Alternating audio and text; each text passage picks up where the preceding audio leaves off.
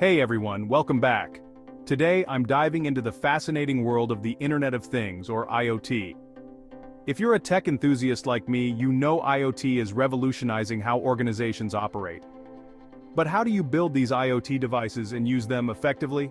Let's jump right in. First, let's talk about building IoT devices. The key here is to start with a solid foundation. Choose the right hardware that fits your project's needs. Whether it's sensors, microcontrollers, or communication modules, your hardware forms the backbone of your IoT devices. Always ensure they are reliable and scalable. Next, let's move on to IoT protocols. These are the languages IoT devices use to communicate with each other. Some popular ones include MQTT, HTTP, and CoAP. Each has its own strengths.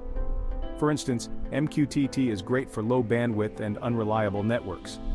HTTP is more common and easier to implement. Choose the protocol that aligns with your specific needs. Now, on to best practices for organizations. Number 1, security is paramount. IoT devices are often targets for cyber attacks. Always encrypt your data and use strong authentication methods. Regularly update your firmware to patch any vulnerabilities.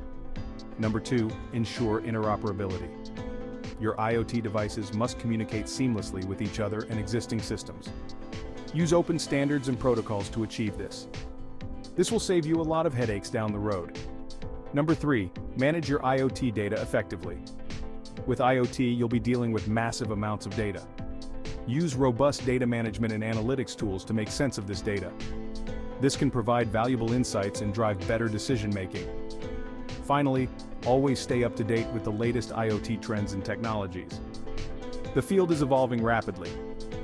Continuous learning and adaptation are crucial for staying ahead. So, to wrap up, building IoT devices and implementing them in an organization requires the right hardware, suitable protocols, and best practices in security, interoperability, and data management. Follow these guidelines, and you'll be well on your way to leveraging IoT effectively. Thanks for watching. If you found this video helpful, don't forget to like, share, and subscribe for more Smart Start tutorials.